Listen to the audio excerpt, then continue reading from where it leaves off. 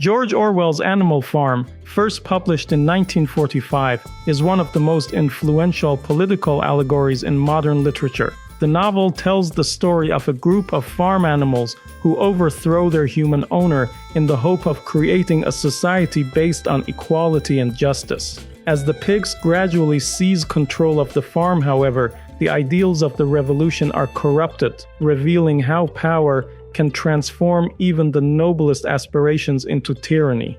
Orwell's literary style is clear, direct, and deceptively simple, allowing the novel to be read both as an engaging fable and as a profound political satire.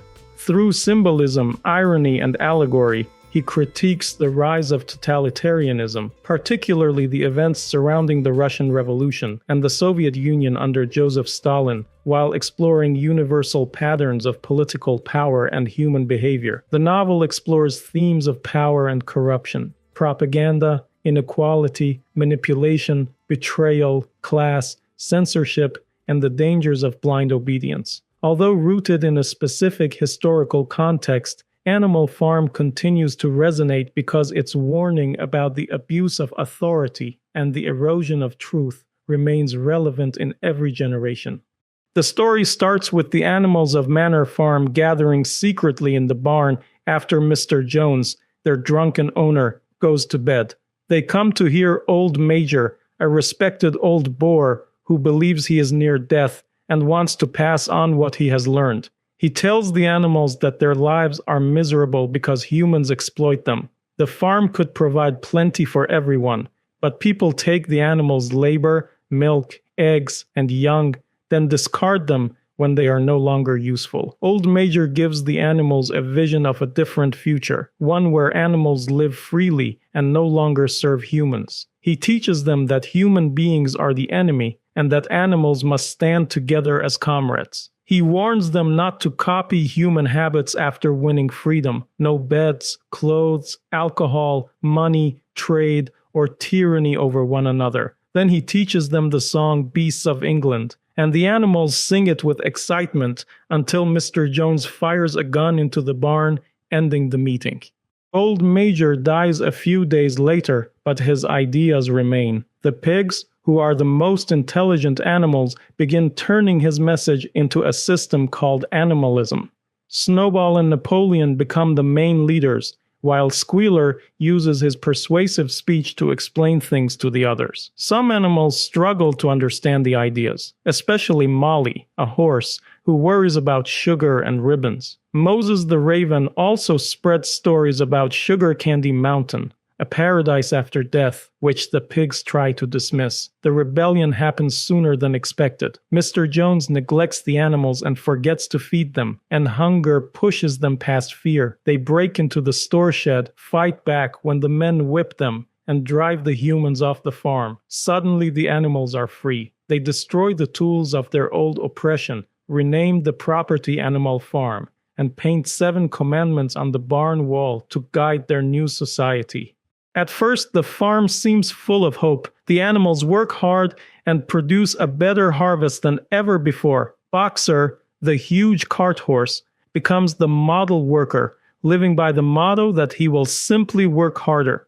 Snowball organizes committees and teaches reading, though most animals learn only a little. To make the ideas easier, he reduces animalism to the slogan, 4 legs good, 2 legs bad. But early signs of inequality appear when the pigs take the milk and apples for themselves. Squealer convinces everyone that pigs need special food because their thinking protects the farm from Mr. Jones's return. News of Animal Farm spreads, and neighboring farmers grow nervous. Mr. Jones eventually tries to take the farm back with help from other men, but Snowball leads the animals in a successful defense.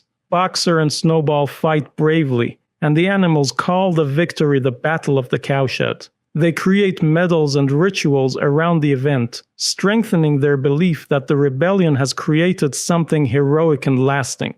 But inside the farm, Snowball and Napoleon become rivals. Snowball imagines a windmill that could bring electricity and easier lives, while Napoleon argues against it. The debate splits the animals. Just as Snowball seems ready to win support, Napoleon unleashes 9 huge dogs he has secretly raised from puppies. The dogs chase Snowball off the farm, and Napoleon ends open debate. From then on, the pigs will make all decisions. Squealer explains this as necessary leadership, and Boxer accepts the change with a new belief: Napoleon is always right. Not long after, Napoleon announces that the windmill will be built after all. Squealer claims Napoleon supported it secretly all along and only pretended to oppose it as a clever strategy against Snowball. The animals accept the explanation, partly because they want to believe, and partly because the dogs make disagreement dangerous.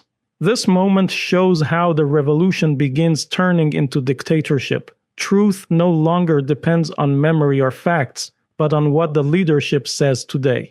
The windmill consumes the animals' strength. They work long hours, including Sundays that are called voluntary, even though refusing means reduced rations. The farm also begins trading with humans through Mr. Whimper, even though the animals remember trade being forbidden. Then the pigs move into the farmhouse and sleep in beds. Each time the animals question a rule, the wording on the barn seems to have changed, and Squealer persuades them that their memories are wrong.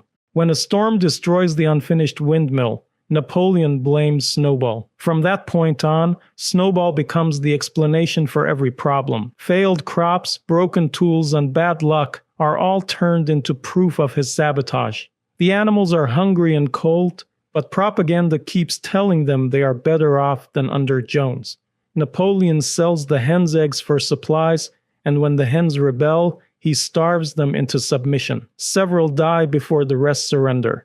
The fear grows worse when Napoleon stages public confessions and executions. Animals are forced to admit impossible crimes involving Snowball, and the dogs kill them in front of everyone. The bloodshed shocks the farm because killing fellow animals was never supposed to be part of the revolution. Clover, a mare, feels that their dream has gone terribly wrong, but she cannot put her thoughts into words. Soon, Beasts of England is banned and replaced by a weaker song praising Animal Farm rather than freedom.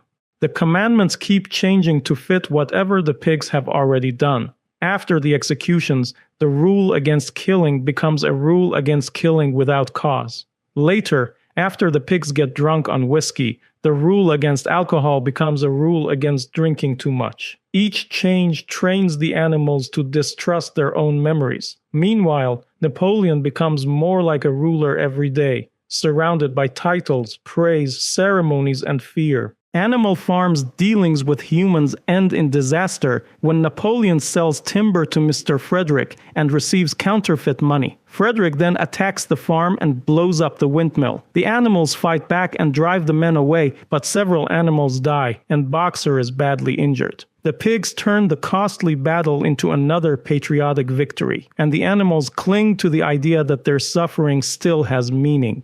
Boxer keeps working even as his strength fails. He hopes only to see the windmill well underway before retirement, but when he collapses, the pigs do not reward his loyalty. They send him away in a van marked for a glue maker. Benjamin, a donkey, reads the words and understands the betrayal, but the animals cannot save Boxer. Later, Squealer claims Boxer died peacefully in a hospital and that the van's lettering was old and meaningless. The animals accept the lie, and the pigs soon use money to buy whiskey. Years pass. Many animals die, and few remember what life was like before the rebellion. A new windmill is finished, but instead of bringing electricity and comfort, it is used to grind corn for profit. The pigs and dogs live well, while the rest continue working hard and eating little. Still, the animals remain proud that Animal Farm belongs to animals and not humans. That belief is almost all they have left.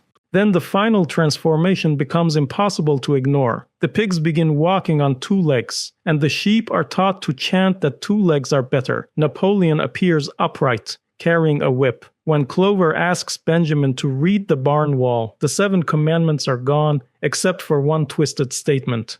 All animals are equal, but some are more equal than others. The pigs start wearing clothes, smoking, reading human magazines, and living openly, like the people they once condemned. In the final scene, the pigs invite neighboring farmers into the farmhouse. Mr. Pilkington praises Napoleon for making the animals work harder on less food.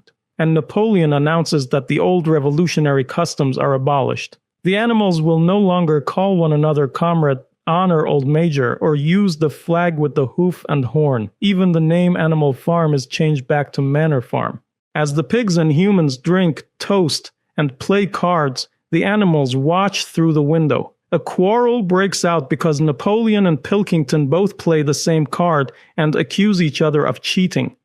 Looking from face to face, the animals realize the final horror of what has happened. The pigs have become indistinguishable from the humans. The revolution that began with a dream of equality ends with a new ruling class repeating the same oppression under a different name.